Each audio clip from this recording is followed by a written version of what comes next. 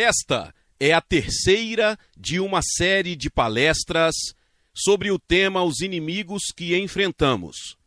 Nas nossas duas primeiras palestras, tratamos, em primeiro lugar, da natureza e da estrutura do reino de Satanás.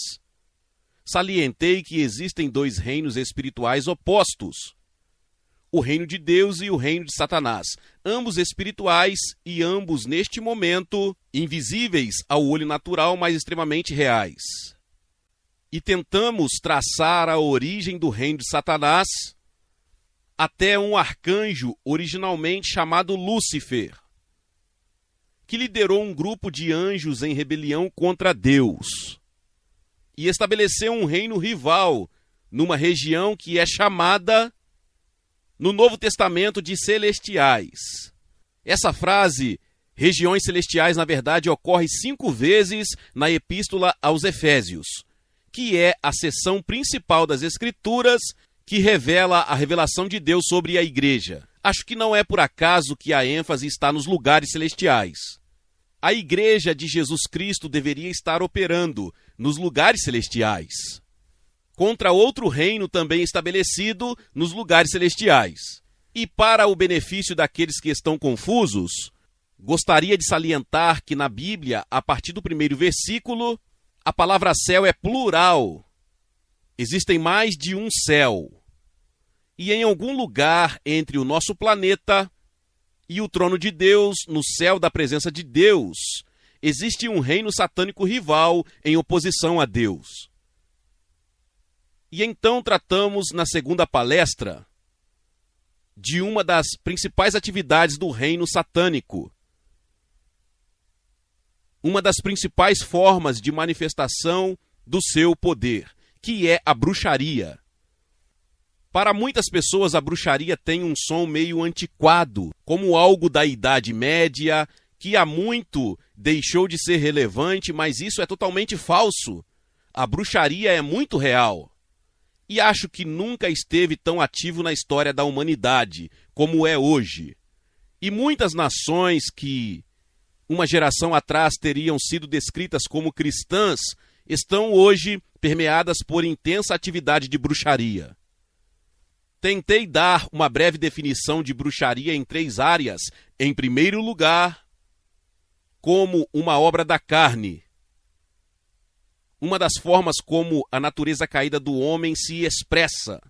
E eu dei as 3 palavras-chave: manipular, intimidar e dominar. O objetivo da bruxaria é simplesmente controlar outras pessoas e levá-las a fazer o que você deseja que façam, e não utiliza meios legítimos. A bruxaria está intimamente aliada à rebelião. É o resultado da rebelião do homem contra Deus. Na segunda área, a bruxaria é uma espécie de religião satânica sobrenatural, com muitos aspectos e fases diferentes. O sacerdote da bruxaria, na maioria dos países, é chamado de feiticeiro. E não é possível encontrar uma única área da superfície da terra onde as pessoas não tenham praticado bruxaria, principalmente desde tempos imemoriais. E em muitas áreas do mundo ainda é a atividade espiritual predominante. E em terceiro lugar, tratamos da bruxaria na igreja, que é um dos golpes de mestre de Satanás. Paulo escreveu aos cristãos da Galácia e disse: Gálatas insensatos, quem vos enfeitiçou?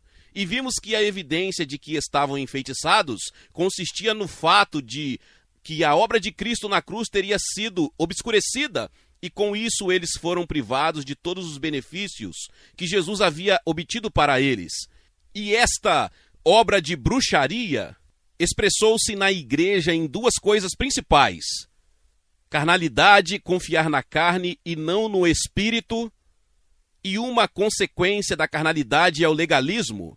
E eu sugiro a você, e não acredito que esteja exagerando, que muito possivelmente a maior parte da igreja cristã professa, responde a essa descrição. Afastou-se da graça e do poder sobrenatural do Espírito Santo, recorre agora a métodos humanos, a esforços humanos, e está, de certo modo, ligado a todos os tipos de sistemas legalistas. Já disse às pessoas em alguns lugares que o cristianismo não é um conjunto de regras. E por vezes as pessoas olharam para mim com espanto. Acho que eles poderiam ter aceitado a afirmação com mais facilidade se eu tivesse dito: Deus não existe. Bem, esta noite iremos para a próxima operação principal do reino de Satanás, da oposição de Satanás a Deus e à Igreja de Jesus Cristo. E vamos lidar com algo que intitulei o espírito do anticristo. Precisamos nos voltar em primeiro lugar para a passagem de 1 João, onde isso é descrito principalmente. 1 João capítulo 2, versículo 18. Filhinhos, é a última hora. E como vocês ouviram que o anticristo está vindo, agora mesmo vieram muitos anticristos, pelos quais sabemos que é a última hora. Observe que o advento e a operação do espírito do anticristo se intensificarão à medida que nos aproximamos do fim dos tempos.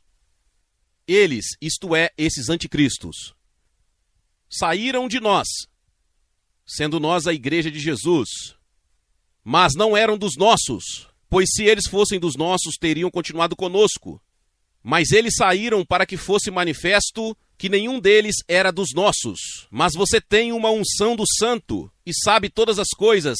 Ou outra tradução, todos vocês sabem, que provavelmente é a correta. Não te escrevi porque não conheceis a verdade, mas porque conheceis e porque nenhuma mentira é verdadeira. Quem é mentiroso senão aquele que nega que Jesus é o Cristo? Ele é o anticristo que nega o Pai e o Filho. Quem nega o Filho também não tem o Pai. Quem reconhece o Filho tem também o Pai. Vemos aí que... Deixe-me, antes de tudo, tentar explicar brevemente o verdadeiro significado daquela estranha frase anticristo. Você precisa ter em mente, em primeiro lugar, que a palavra Cristo vem de uma palavra grega Christus, que corresponde exatamente à palavra hebraica Machia, da qual obtemos Messias. É incrivelmente como muitos judeus e cristãos não percebem que Messias e Cristo são duas palavras diferentes para a mesma coisa. Então, quando dizemos anticristo, isso significa anti-Messias. E provavelmente será mais fácil entendermos se usarmos a expressão Messias. E, novamente, a preposição.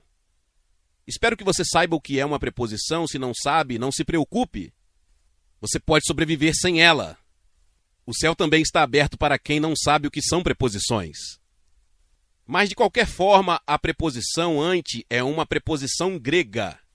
Tem dois significados e ambos se aplicam. Em primeiro lugar, significa contra. Então, a primeira operação é contra o Messias. O segundo significado está no lugar de. E assim, o propósito final é colocar um falso Messias no lugar do verdadeiro Messias. Portanto, esta força opera, antes de tudo, excluindo o Messias. E segundo, substituindo-o por um falso Messias. Portanto, a operação total ocorre em duas fases. E quando você começa a reconhecer isso, acho que verá que o espírito do anticristo está extremamente ativo em quase toda a igreja professa. Ruth e eu temos um amigo na América que pertence a uma igreja que seria chamada de evangélica tradicional. Não quero nomear a denominação. E eles me disseram um dia, na nossa igreja você pode falar sobre Buda, você pode falar sobre Sócrates, você pode falar sobre Platão, você pode falar sobre Martin Luther King, ninguém fica chateado. Mas se você falar sobre Jesus, todo mundo fica chateado. E o que é isso? É o espírito do anticristo. Está na primeira fase de se livrar do verdadeiro Messias. Mas todos nós precisamos ter em mente que esse não é o fim do propósito de Satanás. Seu propósito é substituir o verdadeiro Messias por um falso Messias. Então é com isso que estamos lidando. Torna-se óbvio, quando você vê isso, que esta operação específica de Satanás só é aplicável onde Jesus foi pregado. Você não pode rejeitar Jesus se nunca ouviu falar de Jesus. Então a bruxaria é diferente. A feitiçaria pertence a toda a raça humana decaída. Na verdade, é como eu disse, a religião universal da raça caída, com muitas manifestações, formas e cerimônias diferentes. Mas o anticristo só pode ser manifestado onde Cristo foi pregado pela primeira vez. Na tentação de Jesus no deserto, no início do seu ministério, está registrado no Evangelho de Mateus que ele disse a Satanás: "Afaste-se de mim", que é a maneira normal de traduzir isso. Mas é perfeitamente possível traduzir isso: "Siga atrás de mim". E acredito que seja uma realidade espiritual, que onde quer que Jesus e o Evangelho sejam proclamados, Deus permitirá que a afirmação oposta se siga. Na verdade, a humanidade será forçada a escolher entre o verdadeiro Messias e o falso. Faz parte da maneira de Deus lidar conosco, que ele não exclua as falsas opções. E é nossa responsabilidade fazer a escolha certa. Acho que isso é extremamente relevante para a nossa geração. Acredito que esta geração, de uma forma ou de outra, terá que tomar uma decisão: verdadeiro Messias ou falso Messias. E o espírito do anticristo é extremamente ativo, muito mais do que a maioria de vocês imagina, pressionando-nos a tomar a decisão errada. Agora, nesta passagem que lemos em 1 João capítulo 2, talvez devêssemos ler 1 João capítulo 4, apenas 2 versículos também, versículos 2 e 3. 1 João capítulo 4. Nisto conheceis o Espírito de Deus. Todo o espírito que confessa que Jesus, o Messias, veio em carne é de Deus. E todo o espírito que não confessa que Jesus, o Messias, veio em carne não é de Deus. Agora, alguns de vocês que têm traduções alternativas terão uma versão mais curta. Todo o espírito que não confessa Jesus, o Messias. O significado é o mesmo. E este é o espírito do anticristo, que vocês ouviram que estava vindo e agora já está no mundo. Se olharmos as duas passagens juntas, veremos 3 formas de anticristo. Em primeiro lugar, existem muitos anticristos. E no decorrer da história humana, muitos anticristos apareceram e se manifestaram. Falarei brevemente sobre apenas alguns deles daqui a pouco. Em segundo lugar, existe o anticristo. Não muitos, mas apenas um específico. Essa, creio eu, é a manifestação final, o produto final do espírito do anticristo, que ainda não foi, até onde sei, revelado na história humana. Costumo dizer às pessoas, acho que a sombra dele já caiu no palco, mas não vimos a pessoa real.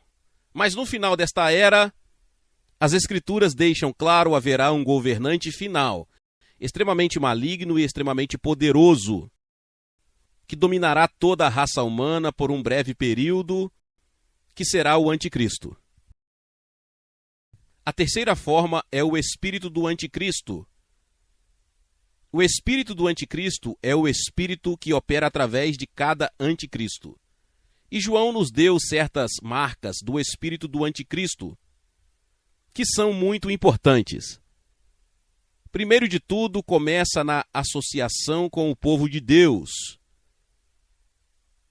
Pois João diz na primeira epístola de João, capítulo 2, versículo 19: eles, os anticristos, saíram de nós, mas não eram dos nossos. Pois, se eles fossem dos nossos, teriam continuado conosco. Mas eles saíram para que se manifestasse que nenhum deles era dos nossos. Portanto, o anticristo sempre começa, de alguma forma, em associação com o povo de Deus, mas realmente não pertence a esse lugar, e no devido tempo, isso será manifestado. Esta é uma marca do espírito do anticristo. A segunda é que nega que Jesus seja o Messias. 1 João 2:22. Quem é o mentiroso senão aquele que nega que Jesus é o Messias? Ele é o anticristo. E então João continua com a terceira marca. Ele é o anticristo que nega o Pai e o Filho. Isso é muito importante. O anticristo não nega a existência de Deus. Na verdade, ele afirma ser o representante de Deus. O que ele nega é o relacionamento do Pai e do Filho dentro da divindade.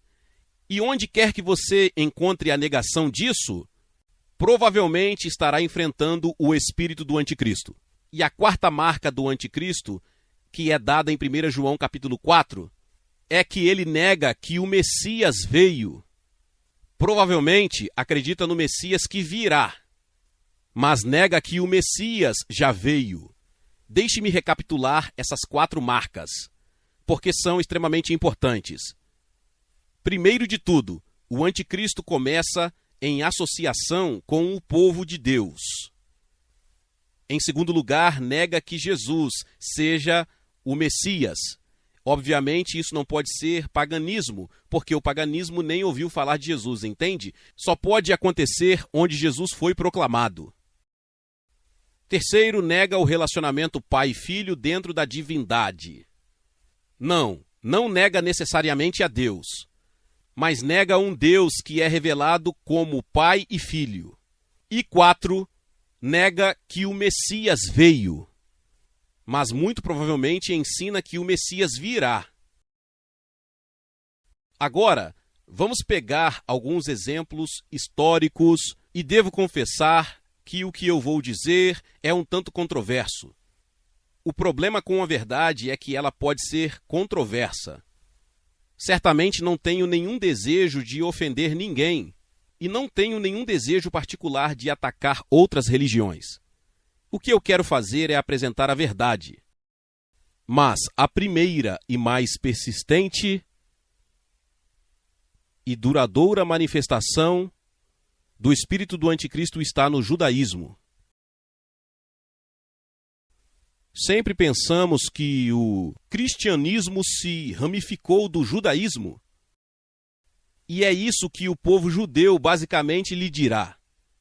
Deixe-me dizer, não sou judeu, embora minha esposa seja, e somos muito próximos do povo judeu. Cheguei à conclusão de que isso não é verdade. O que aconteceu é que o cristianismo, isto é, o ensino de Jesus e seus discípulos, não todo o cristianismo que se seguiu desde então, mas o ensino de Jesus e seus discípulos é a verdadeira continuação da religião do Antigo Testamento. E o judaísmo se ramificou a partir disso. Você vê? Isso é algo muito importante de se ver, especialmente no contato com o povo judeu, como frequentemente fazemos. Então essa é a primeira marca. Tudo começou em associação com o povo de Deus. Não sou especialista em judaísmo, mas se analisarmos os seus ensinamentos, muitos deles são uma recusa não reconhecida de acreditar em Jesus.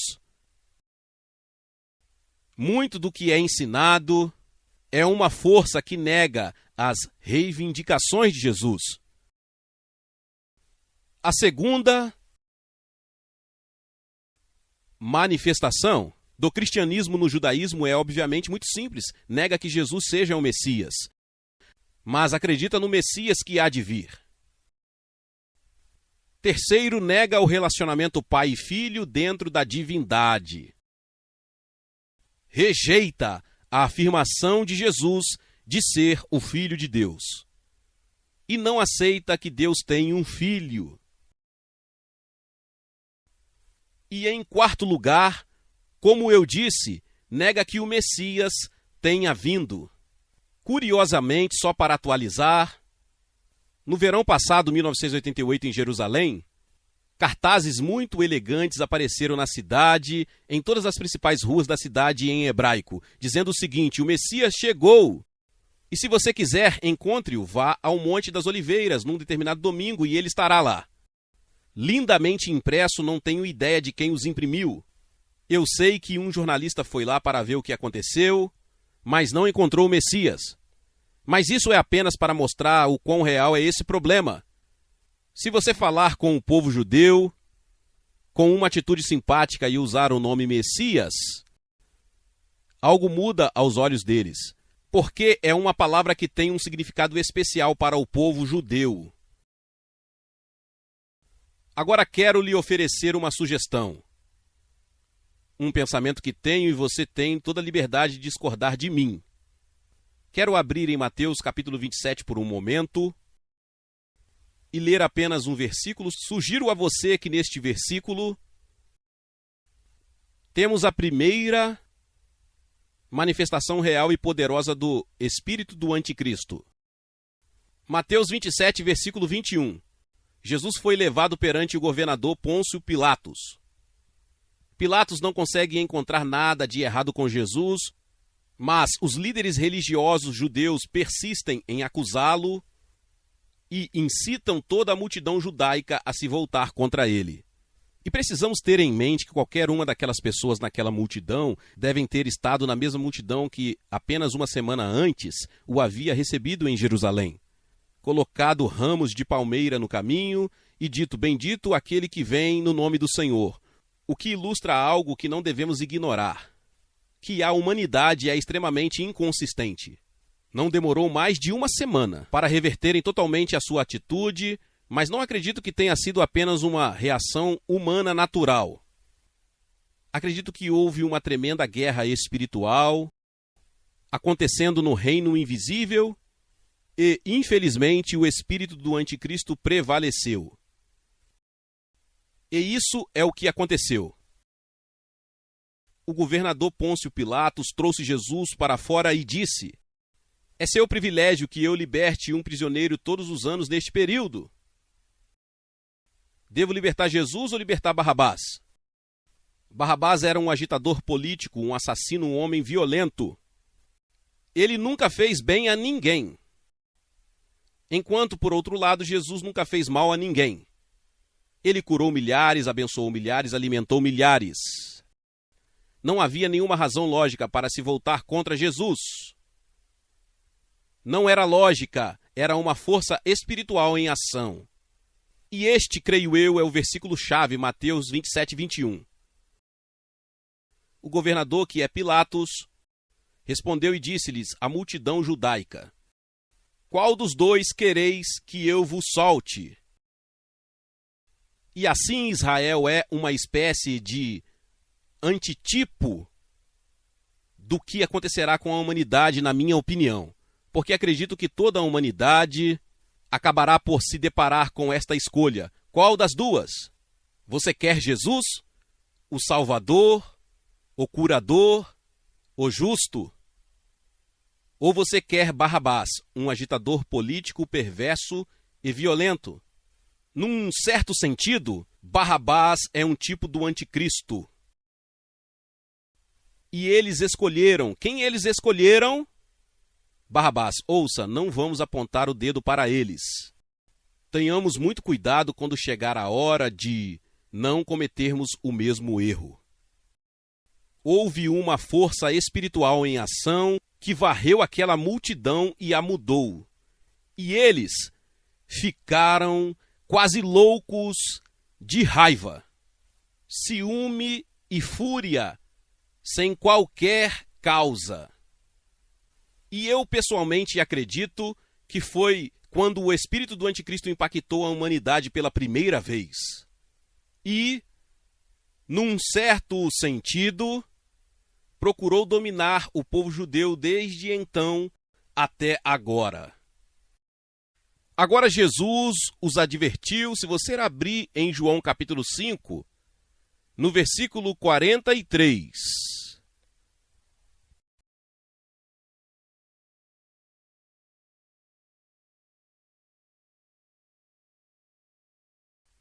Eles estavam neste ponto contestando sua afirmação de ser o Messias e o Filho de Deus. E Jesus disse: eu vim em nome de meu Pai, e vocês não me receberam.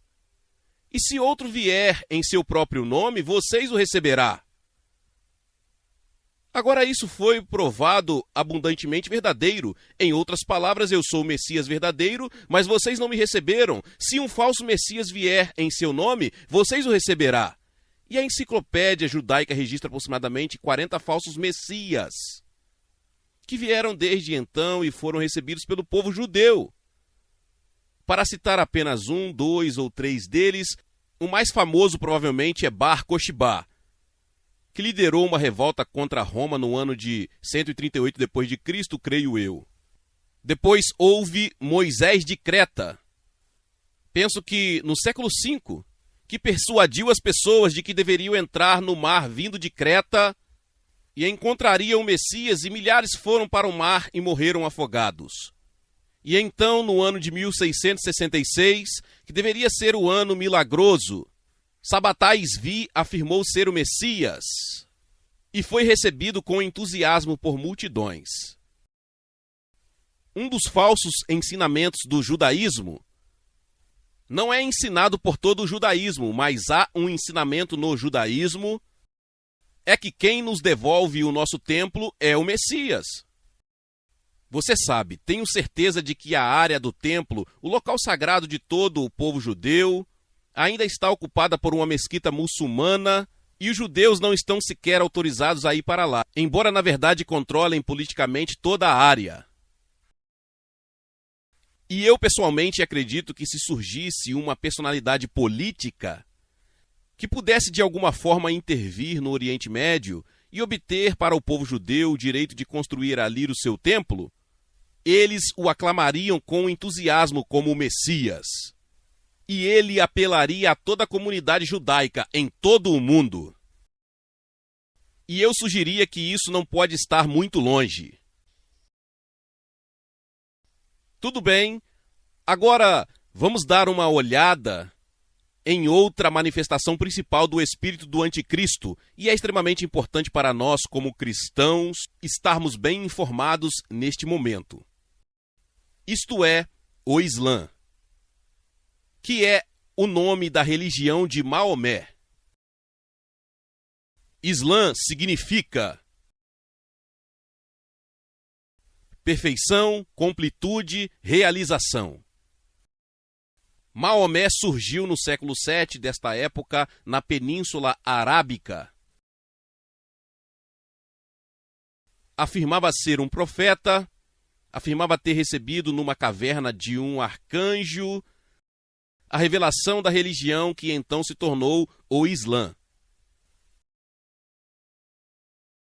E ele afirmou que a sua religião, o Islã, era o verdadeiro cumprimento do Antigo e do Novo Testamento. Ele alegou que os cristãos e os evangelhos tinham pervertido a verdade real, mas ele, através do Islã, estava a restaurá-la. Esta é a afirmação básica de Maomé. E ele primeiro acreditou que, por rejeitar a idolatria e por rejeitar as reivindicações do cristianismo, o povo judeu o seguiria. Mas ele ficou desapontado, e quando eles não o seguiram, ele se voltou contra eles e se tornou um perseguidor deles. Agora vamos considerar os ensinamentos do Islã. Pessoalmente, esta é a minha opinião neste momento. Penso que o Islã é a força mais sinistra e poderosa que se opõe à verdade de Deus em ação no mundo. É uma tragédia que tantos cristãos no Ocidente tenham compreendido e subestimado totalmente o Islã. Se uma vez ganhar o poder, irá, em primeiro lugar, suprimir os judeus e, em segundo lugar, suprimir os cristãos. Nos países muçulmanos, ao longo dos séculos, os cristãos e os judeus receberam o título de obscuros, que significa pessoas de segunda classe. É mais adequado ao Islã ter alguns deles por perto, para mantê-los numa condição tão baixa e degradada que a superioridade do Islã seja manifestada para todos. Ruth e eu estávamos no Paquistão em 1985 pregando o evangelho lá. Uma das primeiras coisas que nos aconteceu foi que fomos levados para visitar a comunidade judaica Sinto muito a comunidade cristã de Karachi. E ainda me lembro da terrível sensação de doença física quando vi a miséria, a pobreza, a condição degradante. Eles tinham esgotos a céu aberto nas ruas. Eles iam ao banheiro ao ar livre. E esta foi a imagem do cristianismo apresentado ao povo do Paquistão. Isso combinava com eles, você entende? Não queriam eliminados totalmente, queriam apenas demonstrar a total superioridade dos muçulmanos sobre os cristãos. Por exemplo, os muçulmanos nunca limparão vasos sanitários. Portanto, todos os faxineiros de vasos sanitários no Paquistão são cristãos. Essa é basicamente a visão paquistanesa do cristianismo. Este é apenas um dos inúmeros exemplos de como os judeus e os cristãos têm sido uma minoria inferior e totalmente reprimida nos países islâmicos. O juramento de um cristão não é aceito nos tribunais islâmicos. A evidência de um cristão contra um muçulmano não é aceita.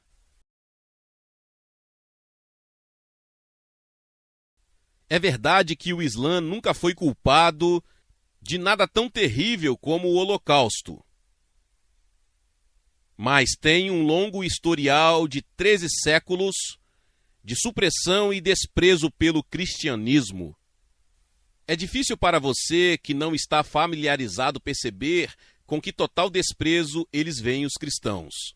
Veja, as coisas que nós, através da herança e tradição cristã, consideramos excelentes, como a misericórdia e o perdão, para os muçulmanos são apenas fraquezas.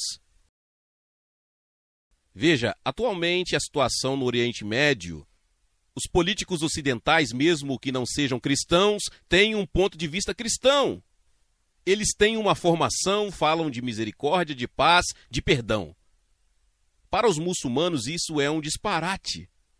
No pensamento muçulmano, a vingança é um dever sagrado.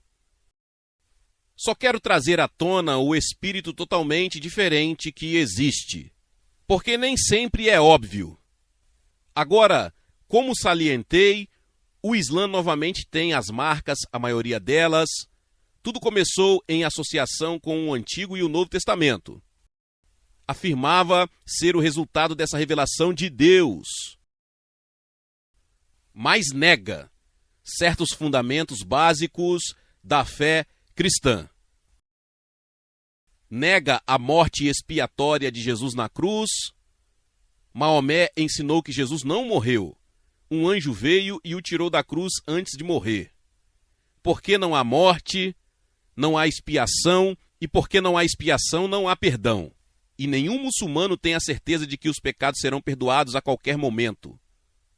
Em segundo lugar, isto eles negam com intensidade fanática, que Jesus é o Filho de Deus. Você pode conversar com os muçulmanos sobre Jesus como profeta, e eles lhe darão atenção cuidadosa. Na verdade, o Alcorão reconhece Jesus como profeta, até como Salvador, até como Messias. Mas quando você diz que ele é o Filho de Deus, você traz à tona a mais intensa e amarga oposição. Na famosa mesquita chamada Cúpula da Rocha, construída no local do que já foi o Templo de Salomão, nas inscrições árabes ao seu redor, 2 vezes diz que Deus não precisa de um filho. Até que você encontre isso, você não tem ideia da intensidade da oposição a isso.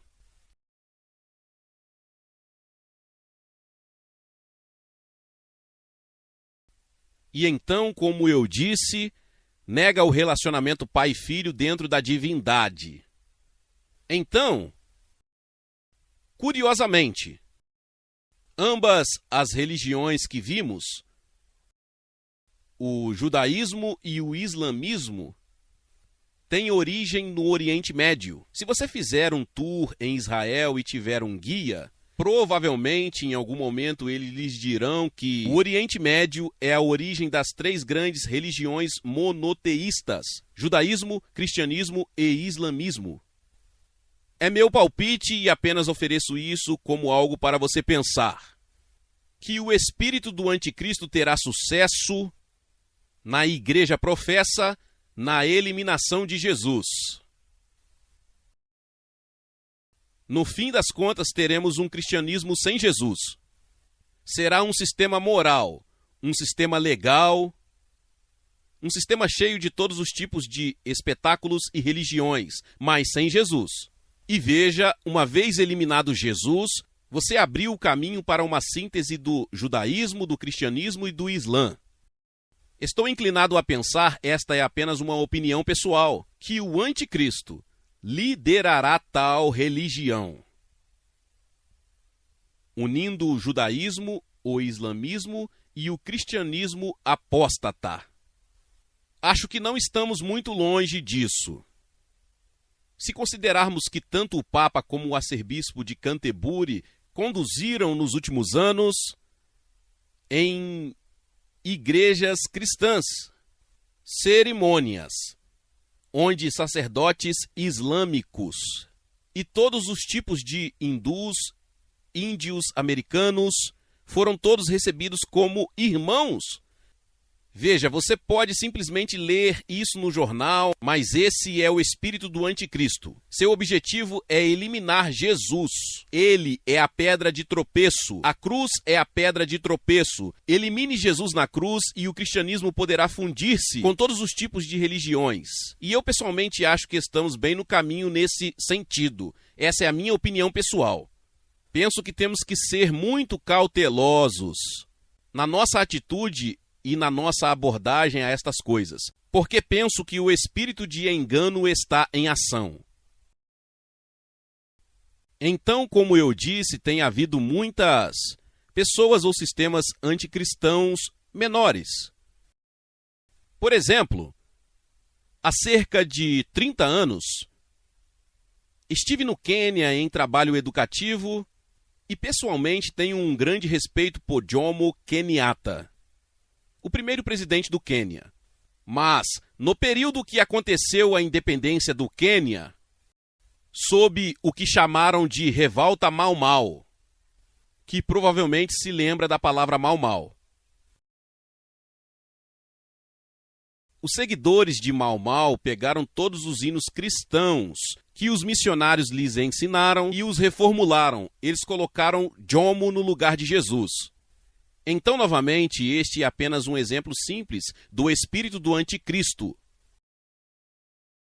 Não estou dizendo que Jomo era um anticristo, porque acho que ele era um homem bom em alguns aspectos, embora nunca tenha sido cristão. Mas acho que ele fez um bom trabalho, não quero ser considerado um crítico dele. Mas o espírito estava em ação. Era o espírito do anticristo.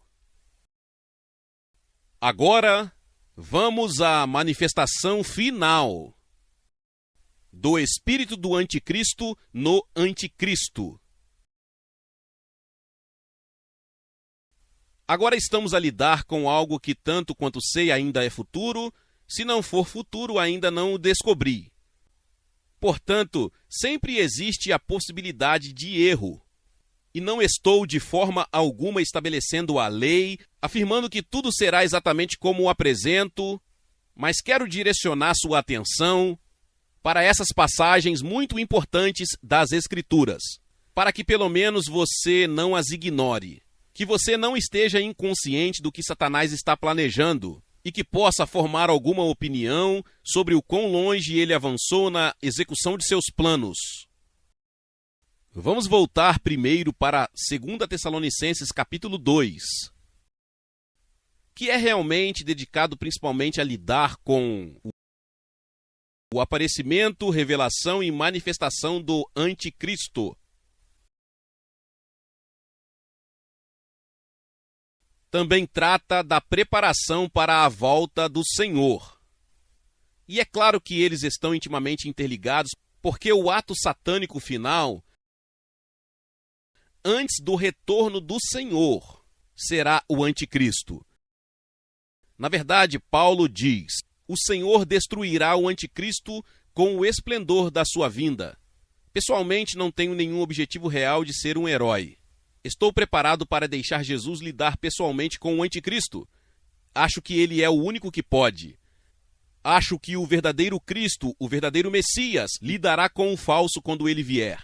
Acho que esse é um dos principais propósitos da sua vinda. É derrotar, derrubar e destruir o anticristo.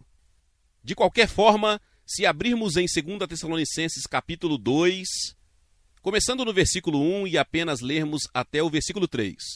Agora, irmãos, a respeito da vinda do nosso Senhor Jesus Cristo, esse é o tema desta passagem. E a palavra vinda ali é a palavra parousia em grego, que normalmente é usada para a segunda vinda do Senhor Jesus.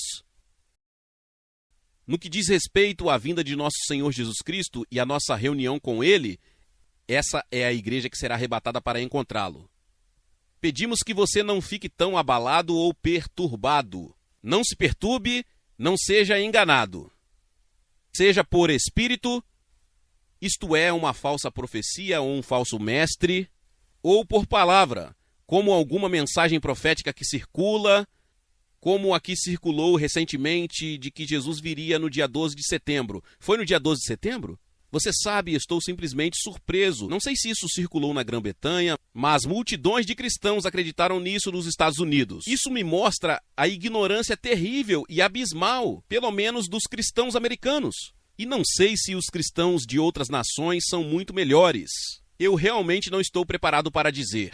Quero dizer, milhares de pessoas acreditaram neste professor, que disse que Jesus viria em Rosh Hashanah, que é o ano novo judaico. Suponho que eles não ficariam realmente envergonhados por ele não ter vindo. Essa é a coisa incrível. Eles ainda podem continuar acreditando nas pessoas depois de estarem totalmente erradas. De qualquer forma, entendo por que Paulo escreveu estas palavras. Não se abalem, nem se perturbem, nem por espírito, nem por palavra, nem por carta, como se fosse nossa. Veja que coragem de Satanás, que ele foi capaz de fazer as pessoas receberem as letras do nome de Paulo, assiná-las com o nome de Paulo como se tivessem sido escritas por Paulo. Eu tive um amigo uma vez, um ministro. Ele ainda é meu amigo, na verdade ele costumava distribuir. Ele era um bom irmão e se eu falasse o nome dele, a maioria de vocês o conheceria. Suas próprias fitas de ensino quando ele era pastor de uma determinada igreja. Havia um certo grupo que tinha uma doutrina muito errada. Pegou suas fitas e no lado branco, gravou seus próprios ensinamentos. Sem dizer a ele, devolveu para ele. E depois disso, quando a igreja emprestou os ensinamentos do pastor, ele também estava emprestando a mesma fita. Este ensinamento completamente errado. Não imagine que Satanás não tenha coragem. Ele tem uma coragem infinita. Não há limite para a sua coragem. Tudo bem, continuando. Não se deixe enganar como se o dia de Cristo tivesse chegado. Algumas pessoas estavam ensinando que ele havia vindo mesmo naquela época. E que ninguém os engane de forma alguma. E quero dizer a cada um de vocês que ninguém os engane de forma alguma. Pois esse dia não chegará a menos que a apostasia venha primeiro. A palavra apostasia em grego é apostasia, significa apostasia. Significa uma rejeição deliberada da verdade revelada. E penso que estamos a viver em dias de apostasia. Voltarei a isso um pouco mais tarde. A menos que a apostasia venha primeiro e o homem do pecado ou da iniquidade seja revelado, o filho da perdição. Portanto, existem mais dois títulos do anticristo. Ele é o homem da ilegalidade, ele é a personificação suprema da rebelião do homem contra Deus e da rejeição das leis de Deus. E ele é o filho da perdição, aquele que caminha para uma eternidade perdida. É interessante que haja apenas uma outra pessoa no Novo Testamento que é chamado de filho da perdição. Você sabe quem é? Judas. Judas Iscariotes. Ele era um falso apóstolo. Portanto, vemos aqui novamente a implicação de que esta pessoa começará a associar-se de alguma forma com a igreja cristã. Pessoalmente, acho que ele será carismático, super carismático. Eu realmente quero dizer isso. Tudo bem que se opõe e se exalta acima de tudo isso se chama Deus. Não iremos além disso nem por um momento. Mas agora temos três nomes diferentes para o mesmo ser, o anticristo, o homem da iniquidade, o homem da perdição. E temos outro nome importante em Apocalipse 13. Vamos ir para Apocalipse 13, começando no versículo 1. Isto faz parte de uma visão que João teve nesta revelação. Vi surgir do mar uma besta que tinha 7 cabeças e 10 chifres, e nos seus chifres 10 coroas, e nas suas cabeças um nome blasfemo. Ora, a besta que vi era semelhante ao leopardo, e seus pés eram como os de urso, e sua boca como a de leão. E o dragão deu-lhe o seu poder e o seu trono e grande autoridade. Quem é o dragão? Satanás, isso mesmo, é absolutamente claro. Então, aqui está uma pessoa que surgirá, a quem Satanás dará seu poder. Por que Satanás dará seu poder a essa pessoa? Porque isso permitirá que essa pessoa ganhe o domínio sobre toda a raça humana e persuadir ou forçar toda a raça humana a fazer a única coisa que Satanás mais deseja, e o que é adorá-lo. Ver, este é o seu objetivo. Ele tem trabalhado nisso com paciência e perseverança por muitos e muitos séculos e está muito próximo de alcançar seu objetivo neste momento. Continuando, vi uma de suas cabeças como se tivesse sido mortalmente ferida, e esta ferida mortal foi curada, e todo o mundo maravilhou-se e seguiu a besta. Há uma espécie de falsa ressurreição aqui. Não sei se esta pessoa será assassinada, ele aparentemente estará morto e retornará à vida. O que teria acontecido na América se John Kennedy voltasse à vida após seu assassinato? Não haveria muitas pessoas que não se vendessem a John Kennedy. Continuando, versículo 4. Então eles, essas são as pessoas da terra, adoraram o dragão. Quem é esse? Satanás, que deu autoridade à besta. E adoraram a besta, dizendo: quem é semelhante à besta? Quem é capaz de fazer guerra com ela? Esse é o capítulo 4, a besta, a besta. É uma palavra grega que significa uma criatura selvagem, um animal de rapina, como um leopardo ou um leão ou um desses. Agora, no Apocalipse há um contraste muito deliberado entre duas pessoas. A besta, que é o governante de Satanás, e o cordeiro, que é o governante de Deus. E eu acho que é muito importante que todos nós tenhamos em mente, em nosso espírito, que não cultivamos a natureza da besta, mas temos que cultivar a natureza do cordeiro. Veja, quando o Espírito Santo desceu, no início do ministério de Jesus, e procurou alguém para se estabelecer, que natureza ele procurou?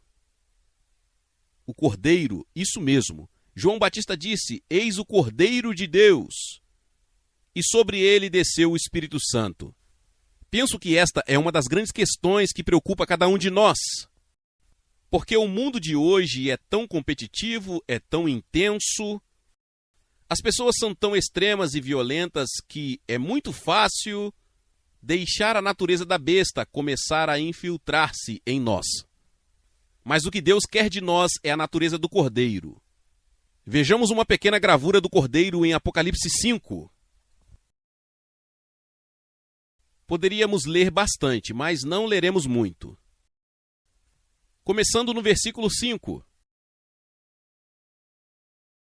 João teve uma visão de um pergaminho nas mãos de Deus, e não houve ninguém que fosse considerado digno de abri-lo. Então João estava chorando. Mas um dos anciãos me disse: não chore, mas eis que o leão da tribo de Judá, a raiz de Davi, que venceu para abrir o livro e desatar os seus 7 selos. Isto é realmente dramático, porque João estava procurando um leão. Mas o que ele viu? Eu olhei e eis que no meio do trono e dos 4 seres viventes e no meio dos anciãos estava um cordeiro como se tivesse sido morto. Então o leão é um cordeiro. Isso é uma contradição deliberada. Portanto, o governante designado por Deus não tem a natureza da besta. Ele tem a natureza do cordeiro. E ele está exaltado acima de todos os outros porque deu sua vida, porque ele se humilhou, porque ele seguiu o caminho da mansidão, da humildade, porque ele não resistiu aos seus prendedores e aos seus perseguidores. E eu realmente acredito que a igreja nestes dias terá que mostrar a mesma natureza. E não acredito que seja fácil. Sugiro-lhe isto. Não é uma sugestão popular. Penso que a igreja pode voltar para casa da mesma forma que o seu Senhor, pelo caminho da cruz. Acho que vamos conquistar. Como diz o hino, quando estivermos fracos, a força de Deus se aperfeiçoará em nossa fraqueza. Acredito que essa é uma lição que teremos que aprender. E há muitos ensinamentos na igreja hoje que falam sobre tudo o que podemos fazer com todo o nosso poder e tudo o que a fé pode realizar, mas acredito que isso realmente está inflamando o homem natural, a natureza carnal, e que a natureza tem que ser crucificada antes que possamos entrar no propósito de Deus para nós. Poderíamos continuar com a adoração do Cordeiro, mas acho que você pode ler isso por si mesmo. Vamos voltar agora para Apocalipse 13 e apenas dar uma olhada em algumas partes desta descrição. Vimos que todos adoraram a besta. E todos estavam convencidos de que era inútil fazer guerra contra a besta. Agora, quem sabe o que acontecerá? Mas suponhamos que um governador mundial chegasse ao poder, acumulasse todas as armas nucleares e ninguém mais pudesse ter nenhuma. Bem, ninguém faria guerra com ele. Seria suicídio até mesmo pensar nisso. Não estou dizendo que isso vai acontecer, mas o que estou tentando apontar para vocês é que a situação retratada aqui pode estar muito próxima. Então ele abriu a boca em blasfêmias contra Deus, para blasfemar dele, do seu nome, do seu tabernáculo e de todos que habitam no céu. Ele é o desafiante aberto de Deus. Ele não é um inimigo secreto. Ele balança o punho diante do trono do Todo-Poderoso. E novamente temos um tipo de atitude como essa que está muito próxima de nós hoje. E foi concedido a ele. Por quem? Presumo por Deus. Um pensamento assustador. Foi-lhe concedido fazer guerra aos santos. Quem são os santos? Suponho que somos nós. Espero que sejamos nós. E, no entanto, quando digo que espero que sejamos nós, é uma esperança meio ambígua, não é? Quero ser um santo, mas quero que a besta faça guerra comigo? Agora, você pode ter que escolher entre duas opções. Foi-lhe concedido fazer guerra aos santos e vencê-los. Veja, quero incutir em seu pensamento que o cristianismo não é uma vitória fácil. Na verdade, penso que, de certa forma, está incluída na nossa fé a vontade de sermos aparentemente vencidos, derrotados, mas não realmente derrotados. Veja, Jesus se importa muito pouco com a opinião deste mundo. Você já pensou sobre isso? Qual foi sua última aparição pública? Como um cadáver numa cruz. E ele nunca procurou corrigir essa aparência e nunca reapareceu, exceto para as pessoas que acreditam nele. Quanto nos importamos com a opinião do mundo? Nós nos importamos mais do que isso? Paulo disse, longe de mim me gloriar, a não ser na cruz de Jesus Cristo, pelo qual o mundo está crucificado para mim e eu para o mundo. Tudo bem, vamos um pouco mais longe, todos os que habitam na terra irão adorá-lo, cujos nomes não foram escritos no livro da vida e do Cordeiro que foi morto desde a fundação do mundo. Esta é uma afirmação dramática. Toda a raça humana irá adorá-lo, exceto aqueles a quem Deus escolheu para si mesmo, cujos nomes foram escritos no livro da vida do Cordeiro desde a fundação do mundo. Então vemos essa outra pessoa muito sinistra, que veremos brevemente aqui.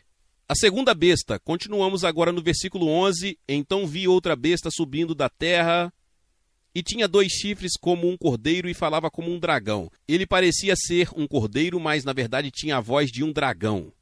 E eu acredito que esta é uma pessoa religiosa. De modo geral, ele é chamado de falso profeta. E acredito que a falsa religião se alinhará com o falso Messias. E eu sugiro a você que isso já está acontecendo. Por exemplo, na China, onde o movimento dos 3 auto-oficiais, atualmente sob a liderança do bispo Jing, alinhou-se totalmente com o governante comunista ateu e é o principal perseguidor dos verdadeiros cristãos. Penso que o mesmo aconteceu na Rússia soviética, onde o chefe da Igreja Ortodoxa Russa apoiou totalmente Stalin e está agora a ter dificuldades em decidir o que dizer sobre isso. Veja, acredito que o governante político apreciará a importância da religião e cooptará a religião na sua forma falsa para apoiar o seu poder. E ele exerce todo o poder da primeira besta na sua presença e faz com que a terra e aqueles que nela habitam adorem a primeira besta, cuja ferida mortal foi curada. Não temos tempo para aprofundar isso, mas observe a falsa trindade. Veja, a antiga igreja da Idade Média, que usava o latim, dizia Diabolus Sinius Dei. O diabo é o macaco de Deus. Ele realmente nunca surge com nada totalmente novo. Tudo o que ele pode fazer é fazer uma cópia incorreta do que Deus fez. Então há uma falsa trindade, você vê? Satanás, a besta e o falso profeta. E produzem uma imagem que, em certo sentido, é uma igreja falsa. Tudo bem? Vamos voltar rapidamente ao capítulo 2 de 2 Tessalonicenses para encerrar. 2 Tessalonicenses capítulo 2. E voltamos àquele versículo-chave, o versículo 3. Ninguém vos engane de forma alguma, pois naquele dia a vinda do Senhor não acontecerá a menos que a apostasia venha primeiro e o homem do pecado seja revelado. Agora, como eu disse, a palavra caído é uma palavra grega da qual derivamos a palavra inglesa apostasia. E o seu significado principal é uma rejeição deliberada da verdade revelada. Sugiro-lhe que estamos cercados pela apostasia no mundo hoje. Ao longo dos séculos, houve homens e líderes da igreja que foram maus, imorais, gananciosos, mas não negaram abertamente as grandes verdades básicas da fé cristã. Na verdade, essas verdades foram os meios que usaram para apoiar o seu poder. Mas neste século, começando, creio, provavelmente na Alemanha, temos hoje líderes eclesiásticos, representantes oficiais das igrejas, que negaram todas as grandes verdades básicas da fé cristã. A divindade de Jesus, o seu nascimento virginal, a sua morte expiatória, a sua ressurreição física e sua vinda novamente. E muitos deles ocuparam e ocupam posições de honra e autoridade na igreja cristã professa. Na Grã-Bretanha, como sabem, penso que 2/3 dos bispos da igreja anglicana basicamente se alinharam com essas declarações, feitas originalmente pelo bispo Durham. Não estou a apoiar a ninguém, estou apenas a salientar que esta é uma característica deste século, que não creio que tenha existido em nenhum século anterior. Acredito que já estamos confrontados com a apostasia. E você vê que a igreja é o baluarte contra o erro. Portanto, Satanás tem que penetrar na igreja antes que ela possa romper com o seu erro. Glória a Deus, louvado seja o nome do Senhor. Que palavra poderosa. Talvez você chegou até aqui e ouviu esta palavra e ainda não é inscrito aqui no canal. Se inscreva aqui no canal e ative o sininho das notificações. Todos os dias são postados vídeos abençoados aqui no canal para te abençoar. Deixe também o seu like. E não se esqueça de compartilhar esta palavra com mais pessoas. Meus irmãos e minhas irmãs, nos vemos nos próximos vídeos. Amém.